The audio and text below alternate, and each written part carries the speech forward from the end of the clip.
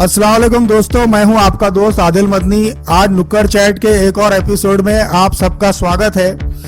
आप जानते हैं कि आपने टीवी चैनल्स पर प्लाज्मा थेरेपी का नाम ज़रूर सुना होगा।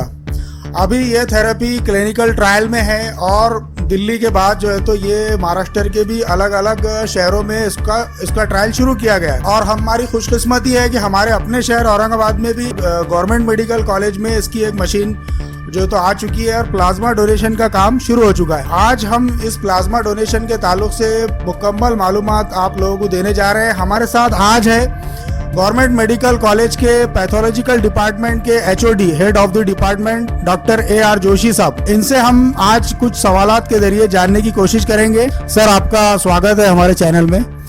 सबसे पहला सवाल तो मेरा यही है कि क्या है ये प्लाज्मा? प्लाज्मा बोले तो खून में दो चीजें होती है। एक है खून का जो लिक्विड पार्ट या उसको द्रव रूप पदार्थ बोलते हैं, और अलग बाकी के जो है वो सेल्स रहते हैं। सेल्स छोड़ के जो बाकी है जैसे RBCs है, WBCs है और प्लेटलेट है, वो छोड़ के जो पीला हुआ पार्ट रहता है पानी जैसा, उसको हम प्लाज्मा बोलते हैं। और ये तकरीबन बॉडी में 55% टोटल ब्लड वॉल्यूम के 55% प्लाज्मा रहता है। तो ये प्लाज्मा कितने दिन तक स्टोर किया जा सकता है? ये प्लाज्मा हम अभी ये कोरोना के लिए 4 महीने तक स्टोर कर सकते हैं। इसमें एक और चीज कि ये प्लाज्मा कौन दे सकता है? ये यानी अभी जो कोविड के इलाज के लिए किसी का भी प्लाज्मा चल सकता है या कुछ खास किस्म के लोगों का प्लाज्मा चाहिए? ये कोविड के लिए जो कोरोना से मतलब कोविड से जो फ्री हो चुके हैं, ऐसे ही लोगों के प्लाज्मा में एंटीबॉडीज जिसको हम कहते हैं, जो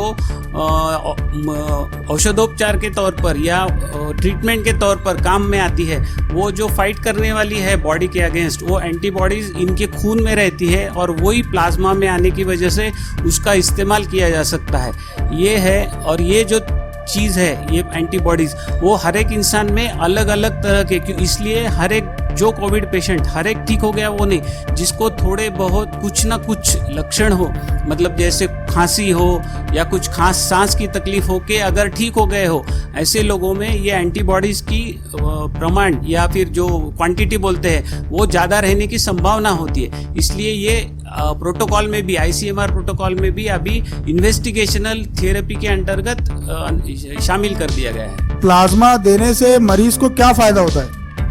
प्लाज्मा देने से जो मरीज जो कोविड से बीमार है, वो अगर ज़्यादा सीवियर स्टेज में या फिर मॉडरेट स्टेज में, डिपेंडिंग ऑन फिजिशियन का जो ओपिनियन रहता है, उसके ऊपर से वो डिसाइड करते हैं कि किसको प्लाज्मा देना है। और उसके शरीर में जबकि वो कोरोना मल्टीप्लाई हो रहा है, तो वो मल्टीप्लिकेशन इसकी वजह से, क्योंकि ये रेडीमेड एंटीबॉडी, प्लाज्मा डोनेशन से क्या होता है, जो आदमी कोरोना से ठीक हो गया है उसको हम ये दे सकते हैं, क्योंकि उसके शरीर में जो एंटीबॉडी फाइट करने वाले जो एंटीबॉडीज है वो तैयार हो चुके हैं, और ये रेडीमेड एंटीबॉडीज हम लोग ये पेशेंट को या मरीज को दे सकते हैं। इसका तरीका क्या है? प्लाज्मा एक्सट्रैक्ट करने का क्या तरीका है?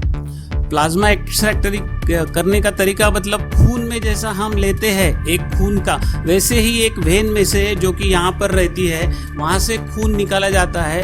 और ये जो खून है ये पूरा अफेरेसिस मशीन जो हमारे पास आई है, वो अफेरेसिस मशीन में जाता है। वो अफेरेसिस मशीन प्लाज्मा और बाकी के सेल्स पूरे अलग करती है। प्लाज्मा का जो पार्ट है वो ऊपर में एक बैग में जमा होता है, और बाकी का जो red blood cell, white blood cell और प्लेटलेट है, वो फिर से दोबारा उसी आदमी के अंदर में वापस मशीन द्वारा वापस कर लिया जाता है। तो ये पूरी प्रोसेस जो है हमारी 45 से 50 मिनट के अंदर पूरी होती है। और ये प्लाज्मा देते समय जो डोनर है या जो दाता है, उनको कुछ भी तकलीफ नहीं होती है। जो लोगों ने हमारे पास अभी तक जो दिया है वो सब अच्छे से दे गए हैं, और वो फिर एक बार दोबारा से प्लाज्मा दान करने के लिए तैयार है। क्योंकि इसकी और एक खास बात ऐसी भी है कि प्लाज्मा एक बार नहीं, आप 2 या 3 बार तो कम से कम हर एक महीने में एक बार, ऐसा 4 महीने तक दे सकते हैं। 4 महीना ये क्यों रखा गया है? क्योंकि 4 महीना ये टोटल एंटीबॉडी का स्पैन उसकी बॉडी में रहता है, तब तक हम लोग उनसे लेके दूसरे को दे सकते हैं।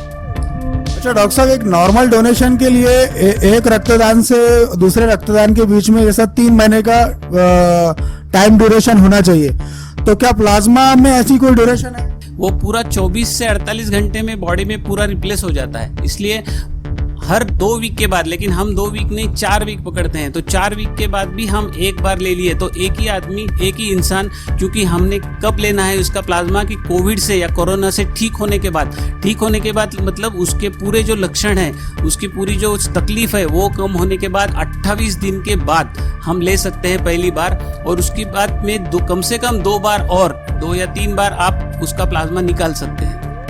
सर एक और क्वेश्चन इससे निकल के आता है कि ये वही मशीन है जो एसडीपी जो सिंगल डोनर प्लेटलेट के लिए इस्तेमाल होती है, तो प्लाज्मा डोनेशन के लिए भी क्या वही मशीन है?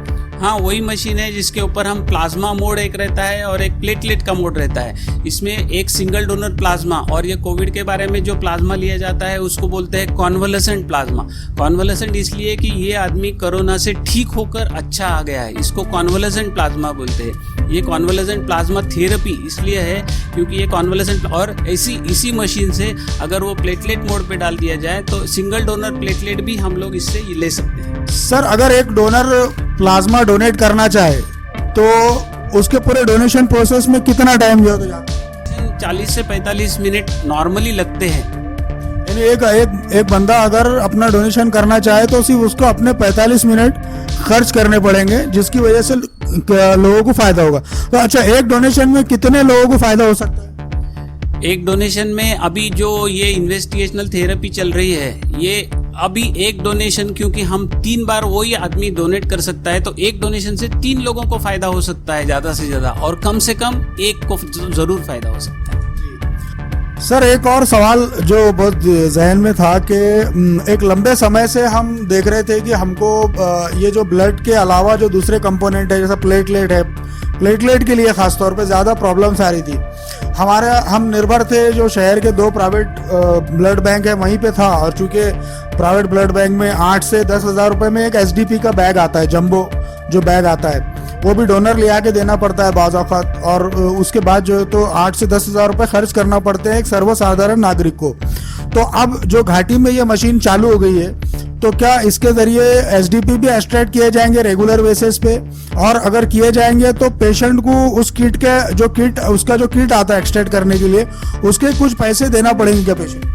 अभी ये तो मामला जो है वो गवर्नमेंट के तहत आता है, इसलिए पैसों के बारे में हम अभी जो गवर्नमेंट का जो फिक्स रहेगा वही, क्योंकि ये किट की जी कॉस्ट है वही ज़्यादा रहती है। लेकिन जैसे ही गवर्नमेंट से ये किट हमको मिल जाएंगे, और जैसे भी गवर्नमेंट के जो गवर्नमेंट रेजोल्यूशन के अंतर्गत जो भी चार्जेस होंगे वही पेशेंट को देना पड़ेंगे, लेकिन वो फ्री होंगे या क्या होंगे वो तो गवर्नमेंट का मसला है। अच्छा, ये सर एक और सवाल ये है कि इसको क्या यहीं अपने गवर्नमेंट ब्लड बैंक जो है यहीं पे उसको एक्सट्रैक्ट किया जा रहा है? हाँ, हमारे पास ही इसको एक्सट्रैक्ट किया जाएगा, जा नहीं रहा है, अभी तो प्लाज्मा लिया जा रहा है रेगुलरली। ब्लड बैंक में अपने एफेरेसिस मशीन है, डोनर कोच है, उसके अंतर्गत ये प्लाज्मा के अभी तक आज तक 7 डोनर हमारे पास हो चुके हैं। बहुत सारे कैंप्स होते रहते हैं, रेगुलर बेसिस पे कैंप्स होते रहते हैं, लेकिन उसके बाद भी जो है तो किसी न किसी कंपोनेंट या किसी न किसी ग्रुप का ब्लड का शॉर्टेज यहाँ हमेशा चलते रहता है। ऐसे में थोड़ा सा नाराजगी तो पब्लिक में रहती है कि भाई डोनेट करने के बाद भी ब्लड नहीं मिल रहा। इसकी क्या कारण है और उसको कैसे दूर किया जाए? इसके कारण 2 है।